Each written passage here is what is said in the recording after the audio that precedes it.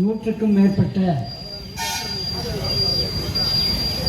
நாடு தழுவிய விவசாய சங்கங்கள் பங்கெடுக்கிற ஐக்கிய விவசாயிகள் முன்னணி டெல்லியிலே இந்தியிலே சம்யுக்த கிசான் மோர்ச்சா என சொல்லுகிறார்கள். அதான் எஸ்கேஎம்.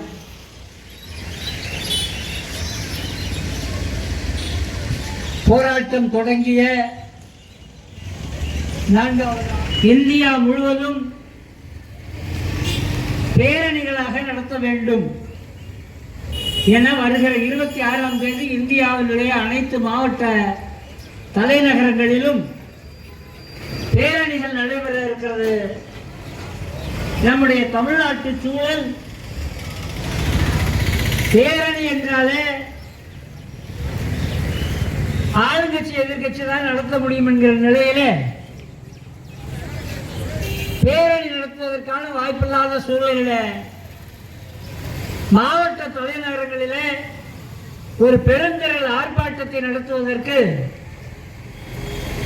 ஐக்கிய விவசாய முன்னணியுடைய தமிழ்நாடு பொதுக்குழு மயிலாடுதுறையிலே கூடி முடிவு செய்ததனுடைய அடிப்படையில் 26ஐ கொண்டாடுங்கள், பேரணி நடத்துங்கள் என டெல்லி அகில இந்திய கிசான் மோர்ச்சா அறைகோல் விடுத்தது. அதை தமிழ்நாட்டிலே ஆர்ப்பாட்டமாக நடத்துவதற்கு தமிழ்நாட்டினுடைய ஐக்கிய விவசாய முன்னணி முடிவு செய்தது. எந்த முடிவெடுத்தாலும் மிக விடாப்பிடியாக ஐக்கிய விவசாய முன்னணியுடைய மதுரை மாவட்ட ஒருங்கிணைப்பாளர் தோழர் சந்தானம் கிராம பரப்புரை என்று சொன்னவுடனே கிராமங்களிலே கூட்டத்தை ஏற்பாடு செய்கிறார். 26ஆம் தேதி மதுரை மாவட்ட ஆட்சியாளர் அலுவலகம் முன்னே அனைத்து சங்கங்களையும் ஒருங்கிணைத்து ஒரு ஆர்ப்பாட்டத்தை ஏற்பாடு செய்திருக்கிறார். ஒரு விடாப்பிடியான முயற்சி. இந்த மாவட்டத்தில் இந்திய கம்யூனிஸ்ட் கட்சி சார்பாக ஒருங்கிணைப்பாளராக பொறுப்படுத்தி இதை நடத்தி கொண்டிருக்கிறார்.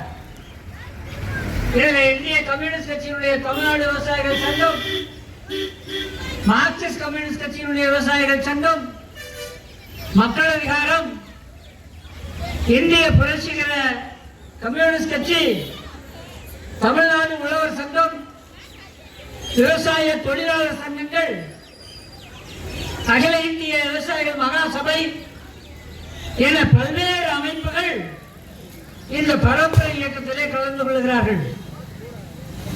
அருமை பெரியவர்களே, ஒரு கலெக்டரை பார்த்து உங்கள் மகளை என்ன படிக்க வைக்க போகிறீர்கள், என்ன செய்ய போகிறீர்கள் என்று கேட்டால், நான் என்னுடைய மகனை கலெக்டருக்கு படிக்க வைக்க போகிறேன் என்கிறார். ஒரு டாக்டரை பார்த்து உங்கள் பிள்ளையை என்னவாக ஆக்கப் போகிறீர்கள் என்று கேட்டால், நான் டாக்டர் ஆக்கப் போகிறேன் என்கிறார்.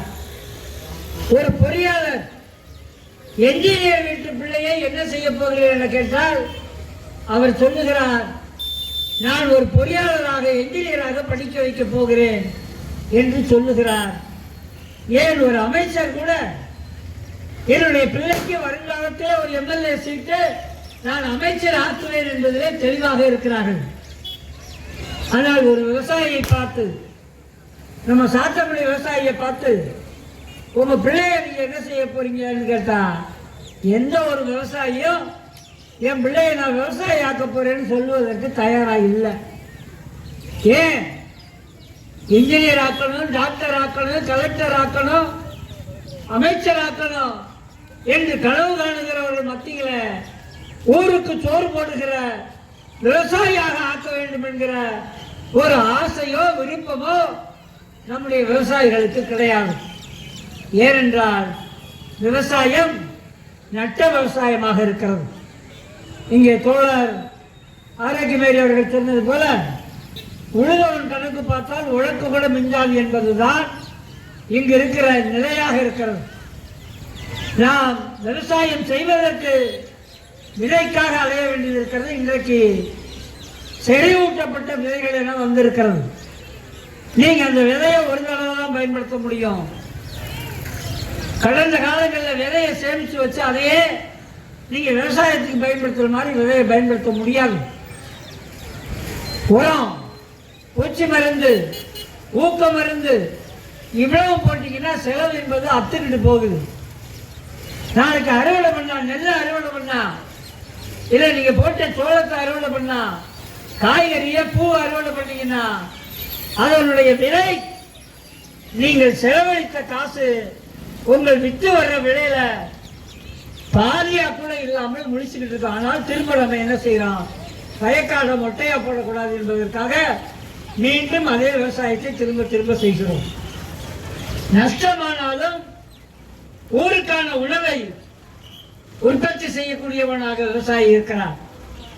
ஆனால் அந்த விவசாய நிலங்களை பறிமுதல் செய்து அகண்ட சாலைகள் 2 சாலை 4 சாலை ஆச்சு, 4 சாலை 6 சாலை ஆகுது, 6 சாலை 8 சாலையாக மாறிக்கொண்டிருக்கிறது. ரயில்வே தண்டவாளங்கள் மீட்டர் கேட்டாக இருந்தது, இன்றைக்கு பிராட்கேட்டாக மாறுகிறது. ஒரு பிராட்கேட் இல்லை, 2 பிராட்கேட் போக வர என 2 ரயில் தண்டவாளங்கள் உருவாகி இருக்கிறது. பெரிய பெரிய தொழிற்சாலைகளுக்கு நிலங்கள் தேவைப்படுகிறது, சிப்காட்டுக்கு நிலங்கள் தேவைப்படுகிறது. இதே திருமங்கலத்தில் சிவரக்கோட்டையில நீண்ட ஆண்டு காலம் சிப்காட்டை கொண்டு வருவதென அரசாங்கங்கள் முடிவு செய்தது. 2 அரசாங்கம் ஆட்சிக்கு வந்த அரசாங்கங்கள் முடிவு செய்தது. அதற்கு எதிராக உங்களை போன்ற ஒரு விவசாயி சிவரக்கோட்டையில எதிர்த்து போராட்டம் நடத்தினார், விவசாயிகளை திரட்டினார், எங்களை எல்லாம் கூப்பிட்டார். திருமங்கலத்தில் ஒரு 5-6 ஆண்டுகள் அந்த போராட்டம் நடந்தது. இப்பொழுது அந்த சிவரக்கோட்டை சிப்காட் ரத்து செய்யப்பட்டு விவசாயிகள் கையிலேயே அந்த நிலங்கள் இருக்கிறது. இது திருமங்கலத்திலேயே நமக்கு இருக்கக்கூடிய ஒரு மாடல். சிப்காட்டுக்கு நிலங்கள் வேண்டும், தொழில் முயற்சிக்கு நிலங்கள் வேண்டும் என்றால் அங்கே விளைநிலங்களை ஆத்து பாசனமா இருக்கலாம், கிணத்து பாசனமா இருக்கலாம், எதுவாக இருந்தாலும் சரி, இந்த அரசாங்கம் அந்த நிலங்களை கையகப்படுத்துவதற்கு நில ஆர்ஜித சட்டத்தை கொண்டு வந்திருக்கிறது. இந்திய ஒன்றிய அரசும் கொண்டு வந்திருக்கிறது, தமிழ்நாடு அரசும் கடந்த ஆண்டிலே ஆகஸ்டிலே கொண்டு வந்திருக்கிறது நில ஒருங்கிணைப்பு சட்டம் என. இதையெல்லாம் எதிர்த்து விவசாயிகளுடைய உற்பத்தி பொருள்களுக்கு இடுபொருள் பன்னாட்டு நிறுவனங்கள் உர கம்பெனி வச்சிருக்கான், பன்னாட்டு முதலாளிகள் பூச்சி மருந்து கம்பெனி வச்சிருக்கான். இவங்க லாபமா கொள்ளையடிக்கிறாங்க. இதை தடுத்து நிறுத்தணும் என்பதற்காக டெல்லி வீதிக்கு வந்தார்கள்.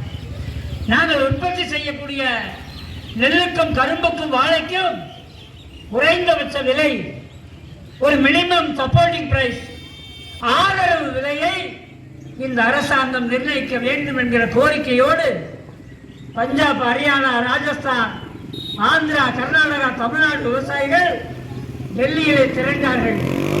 ஒரு ஆண்டுக்கு மேலே போராட்டம் நடந்தது. கொஞ்சம் 2 நாள் இல்ல, ஒரு ஆண்டுக்கு மேலே டெல்லியில இருந்த அந்த போராட்டம் முக்கியமான கோரிக்கை வைத்தது. கார்ப்பரேட் முதலாளிகள் அதானிக்கும் அம்பானிக்கும் மோடி அரசாங்கம் 3 வேளாண் சட்டங்களை கொண்டு வந்திருக்கிறது. இந்த 3 வேளாண் சட்டங்களை திரும்ப பெற வேண்டும் என்கிற கோரிக்கையை மையமாக வைத்துத்தான் ஓராண்டுக்கு மேலே அந்த போராட்டம் நடந்தது. அது தொடங்கிய நாள் தான் இந்த வருகிற நவம்பர் 26ஆம் தேதி. அந்த நவம்பர் 26ஐ இந்தியா முழுவதும் நீங்கள் கொண்டாட வேண்டும், பேரணி நடத்த வேண்டும், ஆர்ப்பாட்டம் நடத்த வேண்டும் என அகில இந்திய SKM தலைமை எங்களை எல்லாம் கேட்டுக்கொண்டது. ஏனென்றால் விவசாயிகள் இப்படி தெருவில் நின்று போராடுவாங்க, சிவப்பு கொடியை பிடிச்சிட்டு நிற்பாங்க, கத்துவாங்க. இவங்களுக்கு வேற வேலை பொழப்பு கிடையாது, ஆனால் ஜெயிக்க மாட்டாங்க. இதுதான் இங்கே இருக்கக்கூடிய உங்க எல்லாருடைய பார்வை. கம்யூனிஸ்டுகள் சிவப்பு கொடியை தூக்கிட்டு வீதிக்கு வந்துருக்கான், கோரிக்கை வைப்பான், அவன் குடும்பத்துக்கு வைக்கிறது இல்லை. விவசாயிகளுக்கு, விவசாய தொழிலாளிக்கு தொழிலாளர்களுக்கு கோரிக்கை வைப்பான், கடைசியா கத்திட்டு அவன் ஓஞ்சு போயிடுவான், ஆனா ஜெயிக்க மாட்டான் அப்படின்னு பேசி கொண்டிருக்கிற உங்கள் மத்தியில டெல்லியில நடந்த அந்த போராட்டம் மோடியை பார்த்து கேட்டது, நீ விவசாயிகளுக்கு விரோதமாக 3 வேளாண் சட்டங்களை கொண்டு வந்திருக்கிறாய், மின்சார சட்டத்தை கொண்டு வந்தாய், அதை திரும்ப பெற வேண்டும் என லட்சக்கணக்கான விவசாயிகள் டெல்லியிலே திரண்டார்கள். விவசாயிகள் எங்கேயோ இருக்கிறவங்க இல்லை, நீங்க விவசாயி, நானும் விவசாயி, என் குடும்பம் விவசாய குடும்பம், உன் குடும்பம் விவசாய குடும்பம். டெல்லியில் அங்கே லட்சக்கணக்காக கூடுனா, தமிழ்நாட்டிலேருந்து கொஞ்சம் ஆயிரக்கணக்காக போனோம், நாங்கள் கர்நாடகாவிலேருந்து போனாங்க. இங்கே பேசின வழக்கறிஞர் வணக்கம்பட்டி விவசாயி தெய்வமால் டெல்லிக்கு போனாங்க. இங்கே குடுமையோடு நிற்கிற திருமங்கலா தங்கப்பாண்டி டெல்லி விவசாயிகள் போராட்டத்தில் கலந்துக்க போனார். மக்கள் அதிகாரம் தோழர்கள், இந்திய கம்யூனிஸ்ட் கட்சியினுடைய தமிழ்நாடு விவசாய சங்க தோழர்கள் டெல்லிக்கு போயிட்டு வந்தாங்க, உங்க திருமங்கலத்திலிருந்து போயிட்டு வந்தாங்க. அதனால விவசாயிகள் போராட்டம் சொன்னா யாரோ எங்கேயோ விவசாயியா நமக்கு சம்மந்தமே நினைக்காதீங்க. நம்ம போராட்டத்திற்கு நம்ம பகுதி விவசாயிகள் டெல்லிக்கு போனாங்க. மோடி சொன்னார், தோழர் பகத்சிங் இங்கே பேசியது போல ஒரு கமாவை ஒரு புள்ளிய கூட நீக்க மாட்டேன், அந்த சட்டத்தை அமுலாக்கியே தீடுவேன் என மோடியும் அமித்ஷாவும் சொன்னார்கள். உடனடியாக விவசாய போராட்ட குழு அறிவித்தது, அமித்ஷா மோடி அதானி அம்பானியினுடைய கொடும்பாவிகளை இந்தியா முழுவதும் எரியுங்கள் என்றார்கள். இந்தியா முழுவதும் விவசாயிகள் கொடும்பாவிகளோடு வீதிக்கு வந்தார்கள். மோடி கொடும்பாவி, அமித்ஷா கொடும்பாவி, அதானி கொடும்பாவி, அம்பானி கொடும்பாவி, எல்லா இடத்திலும் எரிக்கப்பட்டது. மதுரை மாவட்டத்தில் ஒத்தக்கடைகளை எரிக்கப்பட்டது, சேலத்தில் எரிக்கப்பட்டது, திருச்சியில் எரிக்கப்பட்டது, தஞ்சாவூரில் எரிக்கப்பட்டது. தமிழ்நாடு முழுவதும் இந்த 4 திருடர்களுடைய கொடும்பாவியை விவசாயிகள் நாங்கள் எரித்தோம். வழக்கு போட்டார்கள் காவல்துறை. இது போல அந்த போராட்டக்குழு டெல்லியிலே போராடியது மட்டுமல்லாமல் இந்தியா முழுவதும் விவசாயிகள் போராடுங்கள் என போராட்ட குரலை எழுப்பியது. தொடர்ந்து போராட்டங்கள்.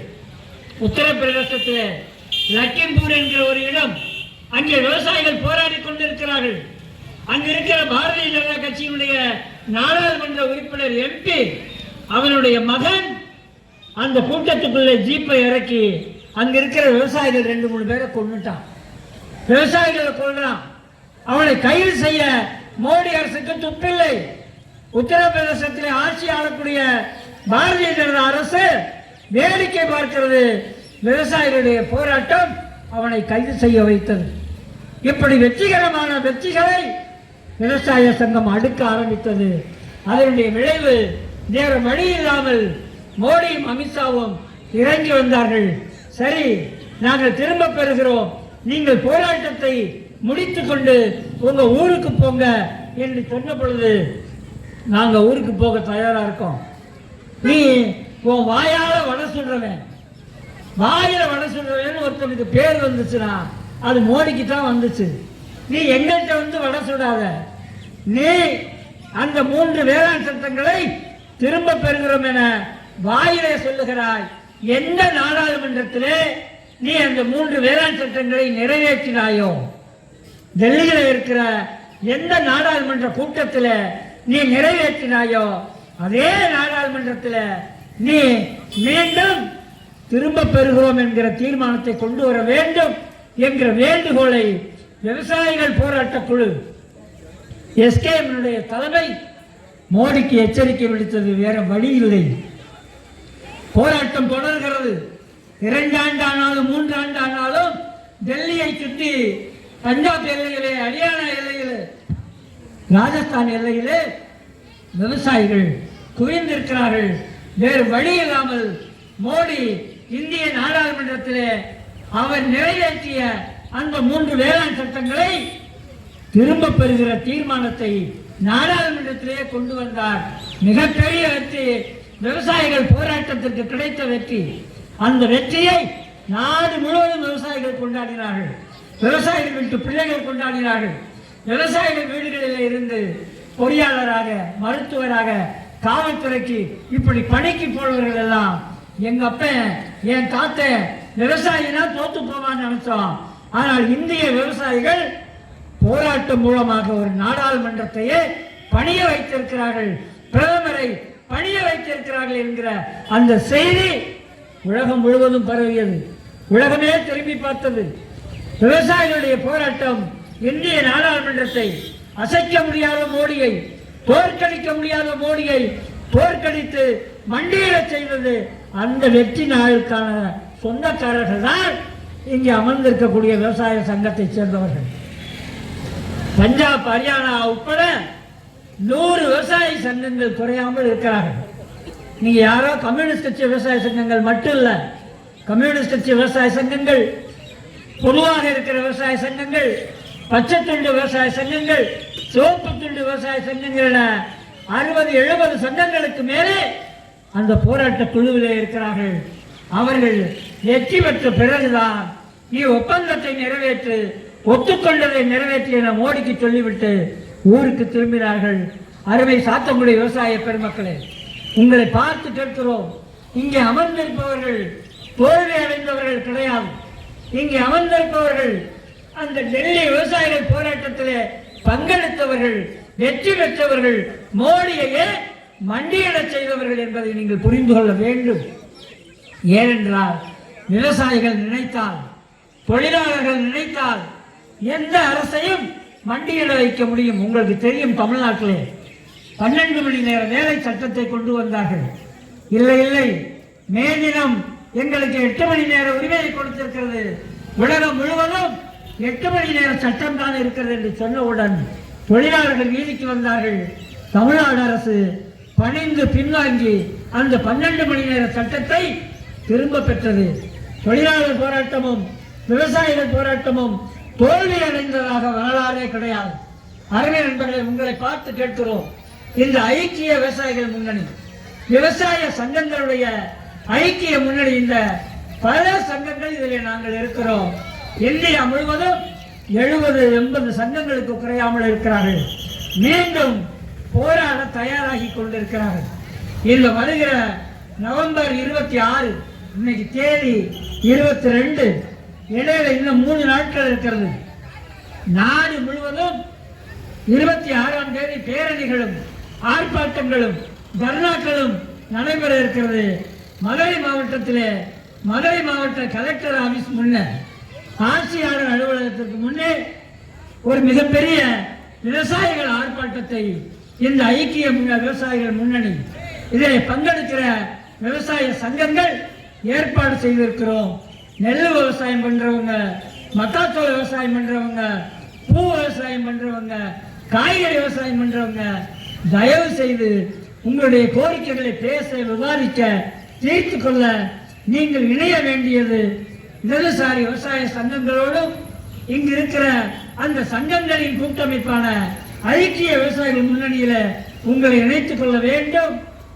விவசாய பிரச்சனை, விவசாயிகளுடைய பிரச்சனை, உற்பத்தி பிரச்சனை, விலை பிரச்சனை, இவைகளை தீர்ப்பதற்கு அரசாங்கத்திடம் பேச வேண்டும் என்றால் சங்கம் வேண்டும். அரசாங்கத்திடம் பேசி தீர்வு காண வேண்டும் என்றால் விவசாய சங்கங்கள் வேண்டும். அந்த அடிப்படையிலே ஐக்கிய விவசாயிகள் முன்னணி உங்களை பார்த்து கேட்டுக் கொள்ளுகிறது. 3 நாட்கள் கழித்து 26ஆம் தேதி கலெக்டர் ஆபீஸ், ஆட்சியாளர் அலுவலகத்திற்கு வாருங்கள்.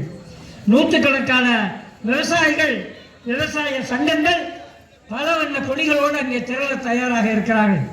அவர்களுடைய கோரிக்கை ஒரு 10 அம்ச கோரிக்கைகள். அதை ஒரே ஒரு முறை வாசித்து விட்டு நான் விடைபெறலாம் என இருக்கிறேன். உற்பத்தி செலவு, நாம் விவசாயத்திற்கு செலவழிக்கிற உற்பத்தி செலவில் சரிபாதி 50% அடிப்படையிலே குறைந்தபட்ச ஆதரவு விலையை அனைத்து விவசாய பொருள்களுக்கும் அறிவித்து அவற்றிற்கு சட்டப்பூர்வ அங்கீகாரத்தை இந்திய ஒன்றிய அரசு வழங்க வேண்டும்.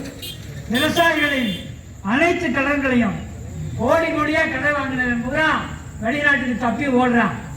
நான் நேற்று பார்த்தீங்கன்னா ஷேர் மார்க்கெட்ல அதானியினுடைய ஷேர் பூரா குறையுது. அவனுக்கு கடன் கொடுத்த எல்ஐசி, அவனுக்கு கடன் கொடுத்த பேங்கினுடைய ஷேர் எல்லாம், பங்கு எல்லாம் குறையுது. கோடி கோடியா அவங்களுக்கு கொடுக்குறான். ஆனா விவசாயி வாங்குற கடனுக்கு வீட்டு வாசலில் வந்து பேப்பரை ஒட்டுறான். வெக்கம் தாழாம மான அவமானப்பட்டு தற்கொலை செய்கிற நிலை விவசாயிகளுக்கு உருவாகிறது. விவசாயிகளுடைய அனைத்து கடன்களையும் தள்ளுபடி செய்வதன் மூலம் விவசாயிகளின் தற்கொலைகள் தடுத்து நிறுத்தப்பட வேண்டும். மின்சார உற்பத்தி தனியார் மயமாக்கப்படுகிறது. 2 நாளா உலகம் முழுக்க சிரிப்பா சிரிக்கிறான். அதானே 2000 கோடிக்கு மேல தமிழ்நாடு அரசு, பஞ்சாப் அரசு, ஹரியானா அரசு, ராஜஸ்தான் அரசுக்கு லஞ்சம் கொடுத்து அதை விலைக்கு வாங்குறதுக்கு வழி செஞ்சிருக்கான். இதை அமெரிக்காக்காரன் கண்டுபிடிச்சிருக்கான். ஏன்னா அவளும் இந்த மீன் உற்பத்தி விஷயத்தில் சம்பந்தப்பட்டிருக்கான். அவன் அதானி மேல எஃப்ஐஆர் போட்டு கோர்ட்ல இருந்து பிடிவாரன்ட்டு அதானிக்கு அனுப்பியிருக்கான். அவனை கைது செய்வதற்கு, அவனை காப்பாற்றுறதுக்கு, அதானியை காப்பாற்றுறதுக்கு மோடி மண்டையை பிச்சுக்கிட்டு உட்கார்ந்துருக்கான். ஆக மின்சாரத்தில் தனியார் மயத்தை அனுமதிக்க மாட்டோம். மின்சார சட்ட திருத்தம் 2022 ரத்து செய்ய வேண்டும். ப்ரீபெய்டு ஸ்மார்ட் மீட்டர்கள், ப்ரீபெய்டுனா உங்களுக்கு தெரியும், செல்லில் எப்படி ப்ரீபெய்டு இருக்கோ 1 மாதத்துக்கு நீங்கள் ஏற்றிக்கலாம். அதுபோல் விவசாயத்துக்கான மீட்ரு 1 மாதத்துக்கு ஏற்றிக்கலாம். நீங்கள் ப்ரீபெய்டு மீட்டர்னு ஒன்று கொண்டு வரான். அதை ரத்து செய்ய வேண்டும் என்கிற கோரிக்கையை 3வது கோரிக்கையாக முன்வைத்திருக்கிறோம். விரிவடைந்த பயிர் மற்றும் கால்நடை காப்பீட்டு திட்டம் பொதுத்துறை வங்கியின் மூலம் அமலாக்கப்பட வேண்டும்.